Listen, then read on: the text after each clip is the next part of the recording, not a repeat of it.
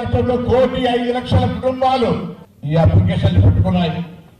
ఈ అప్లికేషన్ల ప్రక్రియ దాదాపు 40,000 మంది కంప్యూటర్ ఆపరేటర్లు పెట్టి రాష్ట్ర వ్యాప్తంగా డాటా ఎంట్రీ జరుగుతా ఉంది. జనవరి 25-27 వరకు 1,05,00,000 మంది యొక్క డాటా ఎంట్రీ అవుతుంది. అయిన తర్వాత వెంటనే ఎవరైనా మిస్ అయితే కూడా వాళ్ళని కూడా తీసుకొని అందరికీ ఇవ్వాలనేటువంటి ఆలోచన ప్రభుత్వం ఉంది. వాళ్ళే సోల్లే కొడుకు పేరు సోమలింగం అని నెల రోజులుగా కాకముందే మేము 420 ట్రాన్స్ఫర్ తీసుకొచ్చామట. ఈ రాష్ట్ర ప్రభుత్వం అసలు బడ్జెట్ ఎత్తుంది 10 సంవత్సరాలు తెలంగాణ వచ్చిన తర్వాత మిగులు బడ్జెట్ సర్పంచ్ డబ్బుతో 7 లక్షల కోట్లు అప్పు చేసి ఇవాళ ఈ రాష్ట్రాన్ని అప్పుల బారు చేసినటువంటి మాట మీ అందరికీ చూస్తా ఉన్నారు.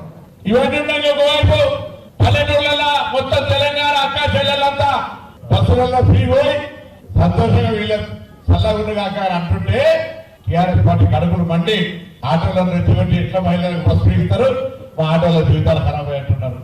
ఆటోలకు బస్సు ఫ్రీ ఇచ్చారు, ఆటోలను వ్యతిరేకమా? వాళ్ళకేమన్నా సమస్య పరిష్కరించే బాధ్యత మాది. వాళ్ళు రెచ్చగొడుతున్నారు, ఏదో కారణంగా చనిపోయినా తీసుకొచ్చి ఈ ప్రభుత్వం నెల రోజుల ఆటో కార్మికుల జీవితాన్ని ఖరాబ్ చేస్తాయని చెప్తుంది. ఇక అట్లుంది.